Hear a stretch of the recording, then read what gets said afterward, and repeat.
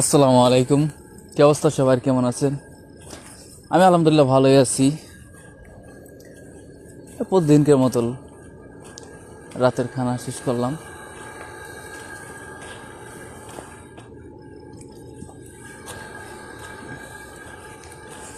খাই 3 বেলা রুটি, রুটি আর ডিম।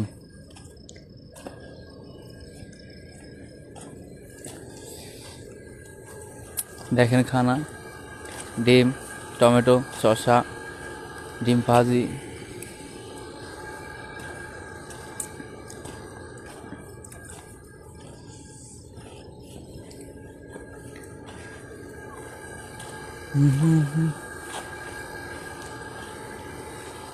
সবাই বিদেশে থাকলে পারে ভুঁড়ি হয়ে যায়, এজন্য আগের থেকে কন্ট্রোল করি যাতে একটু পেট কম থাকে।